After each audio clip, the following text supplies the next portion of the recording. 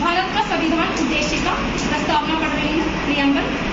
हम भारत के लोग भारत को एक संपूर्ण प्रभुत्व संपन्न समाजवादी पंथनिरपेक्ष लोकतंत्रात्मक गणराज्य बनाने के लिए तथा उसके समस्त नागरिकों को सामाजिक, आर्थिक और राजनीतिक न्याय, विचार, अभिव्यक्ति, विश्वास, धर्म और उपासना की स्वतंत्रता, प्रतिष्ठा और अवसर की समता प्राप्त कराने के लिए तथा उन सब में व्यक्ति की गरिमा, राष्ट्र की एकता और अखंडता सुनिश्चित कराने वाली बंधुता बढ़ाने के लिए दृढ़ संकल्प होकर अपनी इस संविधान सभा में आज तारीख 26 नवंबर 1949 ईस्वी मिति मार्गशीर्ष शुक्ला सप्तमी संवत 2006 विक्रमी को एतद द्वारा इस संविधान को अंगीकृत, अधिनियमित और आत्म अर्पित करते हैं। अब ये जो संविधान की उद्देशिका है, अगर आप इस संविधान की उद्देशिका को ही समझ लें तो बहुत सारे कॉन्स्टिट्यूशन से रिलेटेड क्वेश्चन जो है वो आपके अपने आप ही हल हो जाएगी। तो संविधान में जो दो शब्द है समाजवादी और पंथनिरपेक्ष, ये ओरिजिनल संविधान जब हमारा बना था 26 नवंबर 1949 को, तो उसमें शामिल नहीं थे। ये शब्द जो है वो 42वें संविधान संशोधन में 1976 में जोड़े गए हैं, ये दो शब्द पंथनिरपेक्ष और समाजवादी। अब ये हमारे संविधान की उद्देशिका कहती क्या है? हम भारत के लोग का मतलब है कि जो भारत के संविधान का निर्माण जो किया है वो हम भारत के लोगों ने ही किया है। हालांकि संविधान सभा ने किया था, संविधान सभा के मेंबर्स ने किया था, लेकिन संविधान सभा में मेंबर जो थे वो इलेक्टेड थे, हम इन्हें चुनकर भेजा था, वो हमारी आकांक्षाओं का वहाँ पे प्रतिनिधित्व कर रहे थे।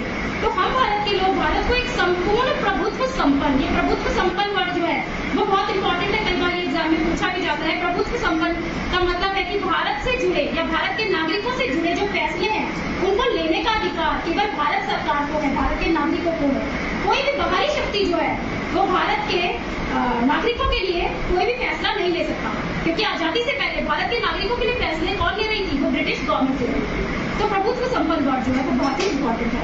समाजवाद का मतलब सभी जानते हैं। समाजवाद का मतलब है समाज में संपदा सामूहिक रूप से पैदा होती है, यानी कि जो भी प्रोडक्शन होता है समाज में पैदा होता है और उस पर हर व्यक्ति का अधिकार होना चाहिए, हर व्यक्ति को इक्वली वो संसाधन मिलने चाहिए और इस तरह की व्यवस्था राज्य को करनी चाहिए कि हर व्यक्ति को समाज में उत्पन्न संसाधनों को जो डिस्ट्रीब्यूशन है, बंटवारा है, वो इक्वली मिले।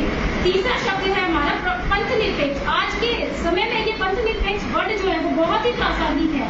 पंथनिरपेक्ष, धर्मनिरपेक्ष का भी इसको कहा जाता है। इसका मतलब है हम एक सेक्युलर कंट्री में रह रहे हैं। सेक्युलर कंट्री से मेरा मतलब है कि भारत का अपना कोई भी धर्म नहीं है। बहुत से लोगों को भूल होती है कि भारत एक किसी विशेष धर्म से संबंधित एक कंट्री है, लेकिन भारत एक सेक्युलर कंट्री है। भारत में सभी धर्म के लोग जो हैं वो रहते हैं और उनको मिला करके भारत देश बना है। भारत किसी एक धर्म को मानने वाली कंट्री नहीं है और ये हमारे संविधान से हमें मिला है, तो हमें ये समझना चाहिए कि पंथनिरपेक्ष देश है हमारा। लोकतंत्र का मतलब आप सभी जानते हैं, शासन की ऐसी व्यवस्था जहाँ पे हम अपना प्रतिनिधि खुद चुनते हैं, वो किसी राजवंश से नहीं होता और वो वंशानुगत भी नहीं होता। ऐसी व्यवस्था जहाँ पे हम वोट देते हैं और अपने प्रतिनिधि को चुनते हैं खुद पर शासन करने के लिए। गणराज्य का भी मतलब लोकतंत्र से मिलता जुलता ही है, यानी कि शासन का जो हेड होगा, प्रमुख व्यक्ति होगा, जैसे राष्ट्रपति का पद जो है वो वंशानुगत नहीं होगा। अभी भी ब्रिटेन में महारानी है, वो पद जो है वो वंशानुगत है, लेकिन भारत के जो प्रेसिडेंट का पद वंशानुगत नहीं है, वो इलेक्टेड है, उनका इलेक्शन होगा। तथा उसके साथ उसके समस्त नागरिकों को, हमारे भारत के सभी नागरिकों को सामाजिक, आर्थिक और राजनीतिक न्याय ये हर व्यक्ति को मिला है, जन्म से अधिकार मिले हैं। जो भी व्यक्ति भारत में पैदा हुआ है उसको सामाजिक यानी कि समाज में बराबरी का हक, आर्थिक यानी कि आजीविका, कोई भी कार्य करने की स्वतंत्रता। आजादी से पहले भारत में हर व्यक्ति को यह अधिकार प्राप्त नहीं था, कोई भी कार्य करने की स्वतंत्रता नहीं थी। भारत में जाति के आधार पर कार्य जो थे वो निश्चित किए गए थे। जिस जाति में आप पैदा होंगे उसी जाति से संबंधित आपको व्यवसाय करना होगा। लेकिन हमारे देश के संविधान बनने के बाद ये हर व्यक्ति को आजादी मिली है कि आर्थिक न्याय जो है वो उसके साथ होगा, यानी कि आप कोई भी पेशा, कोई भी आजीविका जो है वो अपना सकते हैं। राजनीतिक न्याय का मतलब पहला तो है वोटिंग राइट की सभी किसी भी जाति, धर्म, लिंग के बिना भेदभाव से आपको जो है वोटिंग राइट है। और इसके अलावा आप इलेक्शन भी लड़ सकते हैं, इसमें भी किसी जाति या धर्म के आधार पर या जेंडर के आधार पर भेदभाव नहीं किया जाता। महिलाओं से यहाँ पर मैं कहना चाहती हूँ कि आप किसी जैसे मंदिर की पुजारन नहीं बन सकती हैं, या चर्च में जो है वो प्रीस्ट नहीं बन सकती हैं, मौलवी नहीं बन सकती हैं, लेकिन आप देश की राष्ट्रपति बन सकती हैं, देश की प्रधानमंत्री बन सकती हैं। और ये अधिकार हमें किसी धर्म ने नहीं दिया है, ये अधिकार हमें हमारे देश के संविधान ने दिया है। विचार व्यक्ति, विचार अभिव्यक्ति और विश्वास धर्म, यानी कि भारत के हर व्यक्ति को अपना विचार रखने का पूरा अधिकार है। आप कोई भी विचार अपना रख सकते हैं। अभिव्यक्ति की स्वतंत्रता है, अभिव्यक्ति की स्वतंत्रता है, लेकिन एक हद तक हमें अभिव्यक्ति की स्वतंत्रता है। हमें ऐसे शब्दों का प्रयोग नहीं करना चाहिए जो किसी दूसरे को हानि पहुंचाए, नुकसान पहुंचाए या दंगा करे। ठीक है। विश्वास, हमारे कोई भी बिलीव्स हो सकते हैं, हम अपने बिलीव्स को मानने के लिए पूरी तरह से स्वतंत्र है। कोई भी व्यक्ति आपके ऊपर जोर जबरदस्ती नहीं कर सकता कि आप इसी चीज पर विश्वास करो। आप अपनी इंडिपेंडेंट सोच रख सकते हैं, आप कोई भी धर्म अपना सकते हैं। जरूरी नहीं है कि आप जिस धर्म में पैदा हुए हैं उसी धर्म में आपको मरना है। उपासना की स्वतंत्रता, प्रतिष्ठा और अवसर की समानता प्राप्त करने के लिए, और उन सब में व्यक्ति की गरिमा, राष्ट्र की एकता, अखंडता, इन सभी शब्दों से, क्योंकि ये शब्द इजी है तो आप सभी वाकिफ होंगे इन शब्दों से। बंधुता बढ़ाने के लिए, यहाँ पे बंधुता शब्द को भी मैं स्पष्टली समझाना चाहती हूँ कि यहाँ पे बंधुता वर्ड जो है आजकल हम भूल चुके हैं। आजकल हम छोटी छोटी सी बातों पे हमारी ईगो हट जाती है और पेशेंस लेवल हमारा है ही नहीं, तो हम कौन सी बंधुता की बात कर रहे हैं। हम भारत के निवासी हैं, भारतीय हैं, हम ये भूलते जा रहे हैं।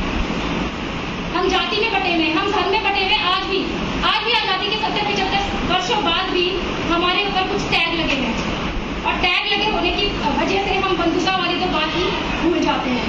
तो अम्बेडकर जी का सपना था, और हमारे देश के जितने भी ये संविधान निर्माता थे, संविधान सभा के सदस्य थे, तभी तो उन्होंने प्रस्तावना में ये शब्द रखा है बंधुता, कि हम सभी भाई बहन हैं, हम भारतीय हैं। और भारतीयता के भी ऊपर अगर आप कोई चीज सोच सकते हैं तो मानव है, हम इंसान हैं।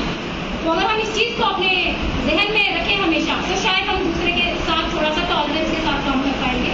और आज जो हमारी टॉलरेंस लेवल खत्म हो चुकी है, जो हम दूसरों को सुनना भी नहीं चाहते हैं और पहले अपना जवाब तैयार रखते हैं, या एक दूसरे की खिल्ली उड़ाने में लगे रहते हैं। आजकल की जो यंग जनरेशन है वो बहुत ज्यादा अच्छे से जानती है इन शब्दों का मतलब मैं क्या कह रही हूँ, कि एक दूसरे को आप आगे बढ़ाने में सहयोग कीजिए, एक दूसरे को आगे बढ़ाकर एक दूसरे को हाथ दीजिए, अवसर दीजिए उसको आगे बढ़ने का, एक दूसरे की टांग मत कीजिए, एक दूसरे को अवसर दीजिए, एक दूसरे के साथ मेल जोल बढ़ाइए और कुछ चीजें शेयर कीजिए, क्योंकि शेयर करने से हमारा ज्ञान बढ़ता है। ठीक है। और असल में हम पहले भारतीय हैं, बाकी बाद में कुछ और है। तो भारतीय होकर अगर हम सब भी सोचेंगे तो हमारी बंधुता जो है वो बनी रहेगी। तो दृढ़ संकल्प होकर अपनी संविधान सभा में आज तारीख 26 नवंबर 1949 ईस्वी को ऐदत द्वारा इस संविधान को अंगीकृत, यानी कि हमने इस संविधान को अपनाया। अंगीकृत करना मतलब होता है अपनाना, अधिनियमित मतलब होता है लागू करना। इसको आज से हमने लागू कर दिया है, और आज समर्पित, आत्मसमर्पित मतलब स्वयं को ही अर्पित कर देना, और ये संविधान हमने स्वयं को अर्पित किया। तो मुझे लगता है कि शायद प्रस्तावना आपको अच्छे से समझ में आई होगी, लेकिन इसके अलावा भी आप बहुत कुछ पढ़िए। और अंत में मैं यही कहना चाहूंगी कि डॉक्टर भीमराव अम्बेडकर को पढ़िए, क्योंकि पढ़ने के बाद आपको समझ में आएगा कि उनका संघर्ष क्या था, और उनके संघर्षों तो अगर आपने पढ़ लिया तो आपको सच में अपने संघर्ष कुछ भी नहीं लगेगा। आपको लगेगा कि हम बहुत ही अच्छा जीवन जी रहे हैं, अच्छी लाइफ जी रहे हैं और बहुत कुछ कर सकते हैं। आगे बढ़िए और अपने लक्ष्य को प्राप्त कीजिए, और एक ऐसा समाज के लिए भी कुछ कीजिए जिससे कि समाज को भी गर्व हो सके, जैसे आज हमें भारत रत्न डॉक्टर भीमराव अम्बेडकर के होने पर गर्व।